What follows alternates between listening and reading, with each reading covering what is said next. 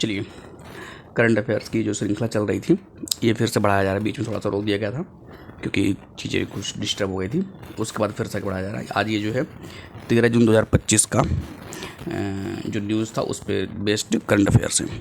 आराम सुनिएगा। देखिए, एक चीज़ मैं आपको बताता हूँ।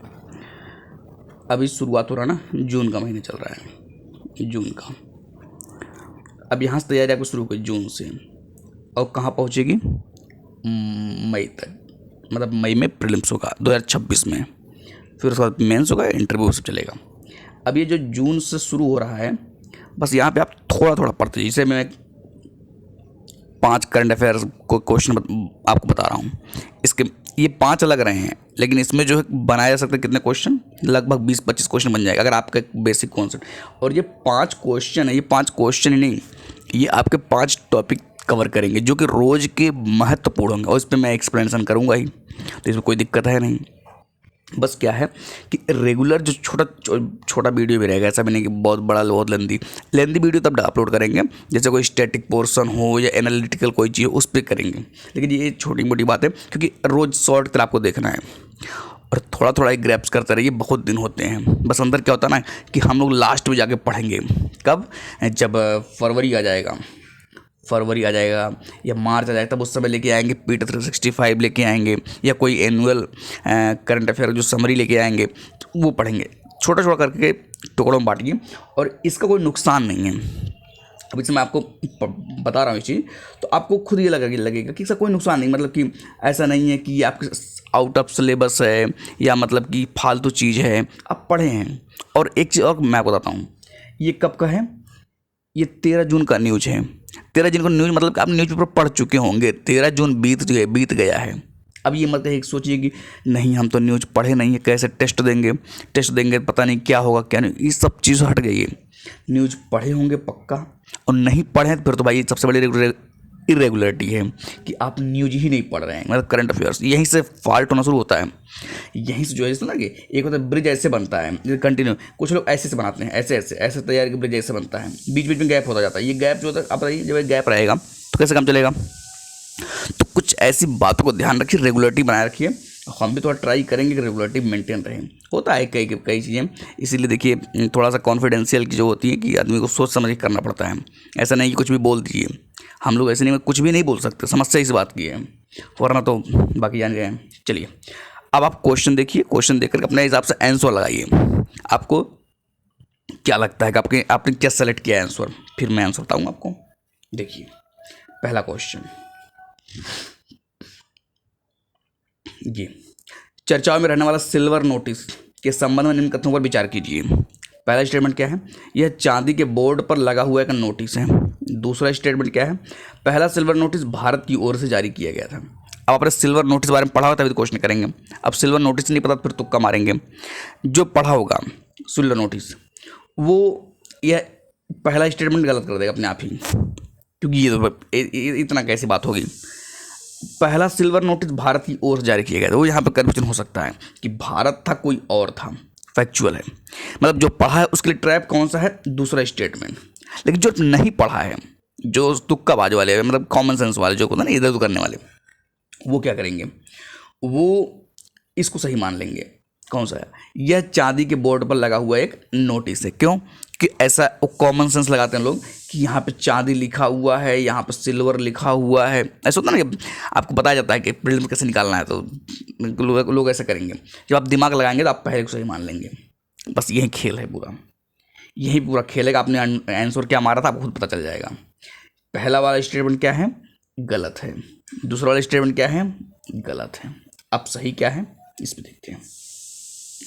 सही है आंसर डी, दोनों गलत हैं। देखिए इसमें क्या है, इस सिल्वर नोटिस क्या होता है कि यह आपराधिक परिसंपत्तियों की पहचान और पता लगाने, आपराधिक परिसंपत्ति, ध्यान रखिएगा।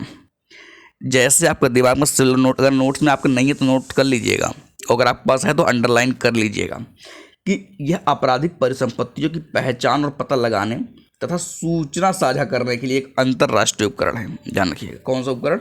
अंतर्राष्ट्रीय उपकरण।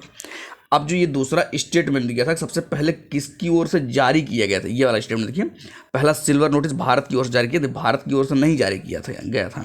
किसकी ओर जारी किया गया था? ये था इटली। कौन था? इटली। देखिए यहाँ पर आंसर में शायद एक्सप्लेनेशन में है भी, ये देखिए यहाँ पर ये इटली। ठीक है, तो पहले क्वेश्चन अब आपको लगा होगा हाँ लेवल ठीक ठाक चल रहा है, और क्वेश्चन का लेवल बनता जाएगा। आप टेंशन समझ लिया, रेगुलर बनाना है तो बनता जाएगा लेवल, बस आराम से रेगुलरिटी बनाए रखिए। दूसरा क्वेश्चन देखिए, दूसरा क्वेश्चन क्या है ये, हाल ही में चर्चाओं में रहा जीरो कूपन बॉन्ड। भाई साहब अगर आप शुरू कर दिए तैयारी, मतलब ये तो यूपीएससी के लिए स्पेशल, लेकिन आप पीसीएस के लिए भी अगर देख रहे हो या मतलब किसी स्टेट के लिए देख रहे होंगे, किसी अदर के लिए, तो जीरो कूपन बॉन्ड आपको ना 50 बार आएगा, इसलिए बहुत ध्यान से इसको सुनिएगा।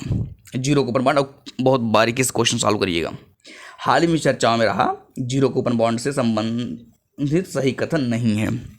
पहला, ये धारक को ब्याज नहीं देते हैं। आपके पास जो नोट्स हो ना उसमें देखते रहिएगा। अगर आपको मान लीजिए चलो क्वेश्चन गलत हो गया या स्टेटमेंट नहीं समझना है तो आपका कुछ नोट्स होगा, नहीं तो गूगल तो है ही, लेकिन करिए जरूर। इसे दूसरा बी वाला स्टेटमेंट क्या है, इसे डिस्काउंट बॉन्ड के नाम से भी जाना जाता है। सी क्या है, इन्हें अंकित मूल्य पर भारी छूट के साथ खरीदा जाता है। और डी क्या है, ऊपर्युक्त सभी कथन गलत हैं। ठीक है, अब अपना आंसर चेक कर लेंगे मेरा आंसर क्या है। देखिए यहाँ पे कि जीरो कूपन बॉन्ड, पहली चीज क्या है, ए सही है, बी सही है, सी सही है। मतलब ये धारक को ब्याज नहीं देते, ध्यान रखिएगा। मतलब जो ये जीरो कूपन बॉन्ड जो धारण करता है उसको ब्याज नहीं देते हैं। इसे डिस्काउंट बॉन्ड के नाम से भी जाना जाता है। अगर नहीं जानते हैं तो जान लीजिए, इसको क्या बोलते हैं, डिस्काउंट बॉन्ड। मतलब जो रेट होता है उससे कम में जो है इसकी बात होती है, ध्यान रखिएगा। इन्हें अंकित मूल्य पर भारी छूट की, लिखा भी है। ये ऊपर वाला जो था इसी तरह, इसी मिलता जुलता लग रहा है आपको। अगर आप कॉमन सेंस मारेंगे तो दोनों सही होता ना कि ये दोनों मैचिंग लग रहा है, बी और सी। तो इन्हें अंकित मूल्य पर भारी छूट के साथ खरीदा जाता है। तो आंसर क्या निकल गया, आंसर निकल गया ऑप्शन डी कि उपरयुक्त सभी कथन गलत है। मतलब यही बात गलत है, देखो सही नहीं है, अभी ध्यान रखिएगा। पता चला कि ये वाला यहाँ सही नहीं है, पता चला यहाँ भी जाकर के जोश में मार दिया आंसर। गलतियाँ ऐसे होंगी, अभी देखते रहिए। अब जैसे क्या है, हाल ही में चर्चाओं में रहने वाला सर्वेंट्स ऑफ इंडिया सोसाइटी, पढ़े हैं तो काम बनेगा, नहीं पढ़े तो मामला गड़बड़ा जाएगा। सर्वेंट्स ऑफ इंडिया सोसाइटी के बारे में निम्न कथनों पर विचार कीजिए। देखिए क्या है, इसे 1905 में बंगाल में स्थापित किया गया था। कहाँ पर, 1905 में बंगाल में स्थापित किया गया था। दूसरा, कहाँ पहुँच गया, कहाँ पहुँच गए भाई साहब, कंप्लीट नहीं करिए।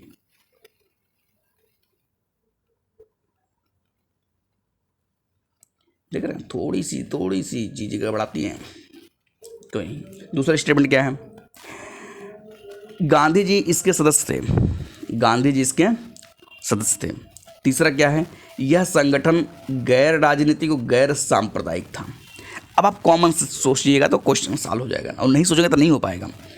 फैक्चुअल, पहला स्टेटमेंट क्या था, एकदम प्योर क्या था, वो फैक्चुअल था। ये देखिए ये वाला कि इसे 1905 में बंगाल में स्थापित किया गया था। अगर आपको नहीं पता तो नहीं आएगा। सर्वेंट्स ऑफ इंडिया सोसाइटी, अगर आपको ये बात नहीं पता तो आप क्वेश्चन के तो छोड़ेंगे या तो गलत तुक्का मारेंगे। कारण क्या है कि इसे 1905 में बंगाल में स्थापित किया गया था, यही ट्रिक है, यही गलत है। ट्रिक नहीं मतलब फैक्ट गलत है।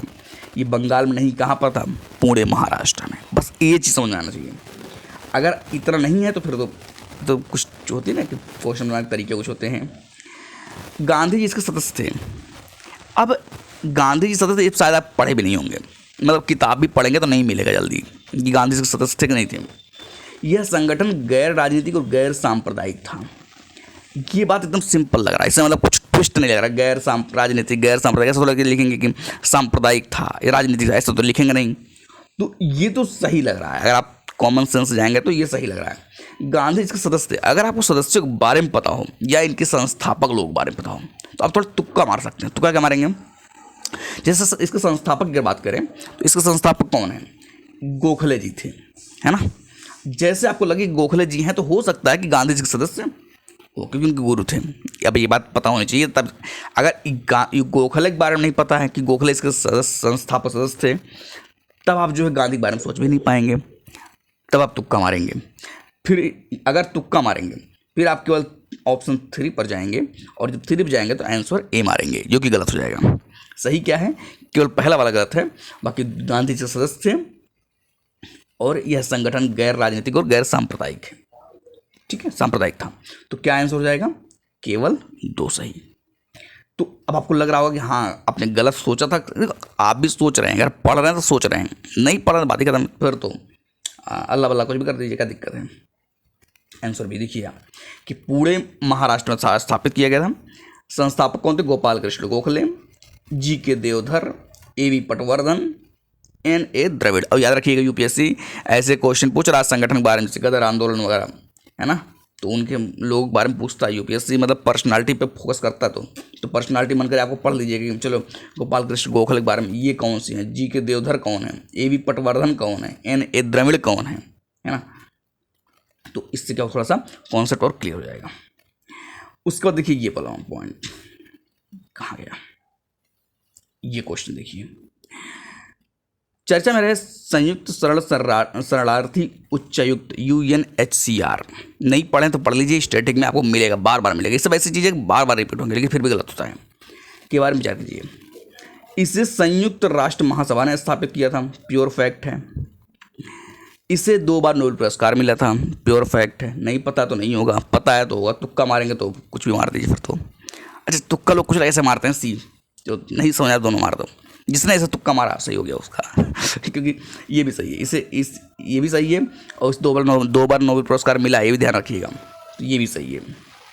और जो तुक्का नहीं मार पाया, यही है, यही थोड़ा सा बढ़ जाते हैं जो लोग तुक्का मार देते हैं, जो नहीं मार पाते डरते रह जाते हैं, फिर उनको समस्या हो जाती है ना। आंसर क्या होगा, सही सी। लास्ट क्वेश्चन देखिए इस वीडियो का, चर्चाओं में रहा इंटरपोल, सुना होगा आपने, इंटरनेशनल पुलिस है, इंटरपोल के बारे में थोड़ा विचार कीजिए। भारत इसका सदस्य नहीं है, भारत इसका सदस्य नहीं है। सीबीआई ने भारत पोल पोर्टल विकसित किया है, किसने, सीबीआई ने। महासभा और कार्यकारी समिति इसका शासी निकाय है। अब तीनों में बताइए, ऑप्शन देख लीजिए एक बार, है ना। अच्छा, ऑप्शन दिख जाता क्या, इतना मत ध्यान दीजिए। पहले तो एक चीज़ है आपको, यूपीएससी का क्वेश्चन जो होता है ना, वो जो स्टेटमेंट देता है उसी को चेक करना होता है। तो आप विकल्प में अभी कोई दिक्कत नहीं, उसी को चेक कर लीजिए, आप बराबर हो जाएगा आपका बात। हाँ, कभी बस अंतर होता है विकल्प से कि आपको आंसर छांटने में आसानी होती है और कुछ नहीं होता है। तो जैसे 1 2 3 पैटर्न समझ में कौन सा क्वेश्चन। अब आप आइए पीछे वाले पॉइंट पे, इधर कि इंटरपोल के बारे में। अब सवाल ये है कौन सा सही है। देखिए एक चीज़ तो कॉमन लग रहा है, जैसे चलो ठीक है, अगर 1 2 जब ऐसा है ना 1 2 2 3, मतलब कि एक ही है तो गलत हो सकता कोई, ये तीनों सही है, समझ रहे हैं ना। ऐसा नहीं कि 2 गलत हो जाएगा 1 सही होगा, इस संभावना नहीं है। तो अब इसमें कैसे दिमाग थोड़ा लगाइए, मान लीजिए नहीं पता, चलिए महासभा और कार्यकारी समिति का शासी निकाय है, मान थोड़ी देर से सही मानते हैं। तो इधर देखिए भारत इसका सदस्य नहीं है और सीबीआई ने भारत पोल पोर्टल विकसित किया है, मतलब सीबीआई कहाँ का, भारत का ही है। और भारत सीबीआई क्या कर रहा है, भारत पोल पोर्टल विकसित कर रहा है ना। और यहाँ पर देखना भारत सदस्य है नहीं, मतलब एक तरफ उल्टा कर रहा है ना, जैसे ये कंट्रोडक्टरी बात कर रहा है। एक तरफ कह रहा है भारत इसका सदस्य है ही नहीं, और फिर कह रहा है कि सीबीआई ने भारत पोल पोर्टल विकसित किया। मतलब ये तो ये सही मान लो, ये तो ये सही मान लो, कुछ ऐसा ट्रिक खोल दो, क्योंकि दोनों अपोजिट लग रहे हैं। भाई सदस्य होना चाहिए ना, मतलब कूद करके एक्शन में ले रहे हैं और सदस्य भी नहीं है, थोड़ा सा डाउट में है। तो आप लेंगे रिस्क, नहीं लेंगे कोई मतलब ही नहीं, फिर तो नहीं लेंगे। जो रिस्क ये नहीं ले पाया क्वेश्चन गलत करके पक्का गलत करेगा क्वेश्चन, इस तरह क्वेश्चन। तो आपको करना है एक गलत मानना है। अब गलत क्या मानेंगे, तो गलत मान लीजिए भारत इसका सदस्य नहीं है, सदस्य होगा तभी भारत इस काम कर रहा है। और इंटरपोल क्यों पूछ जाएगा, ऐसे थोड़ा कि दुनिया में जितने चीज़ें चल रही हैं सब भारत में पूछी जाएंगी, केवल वही पूछेंगे जो भारत काम की हो।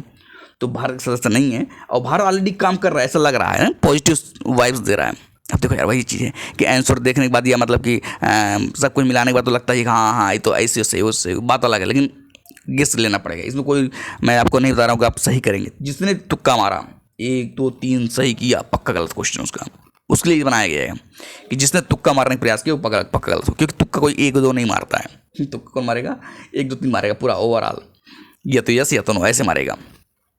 तो यहाँ पर क्या है इंटरपोल, आप इसको गलत मानिए, ये और ये दोनों क्या है सही है। तो आपका आंसर क्या हो जाएगा, 2 और 3, मतलब आंसर कहाँ गया, ये बी। ठीक है, तो ये रहा आंसर आपका आज का। इतना 5 क्वेश्चन हो गए, बाकी मिलेंगे नेक्स्ट वीडियो में। नेक्स्ट उस दिन का जो करंट अफेयर्स रहेगा उससे संबंधित प्रश्न डिस्कस करेंगे। ठीक है, तो आज के लिए रखते हैं।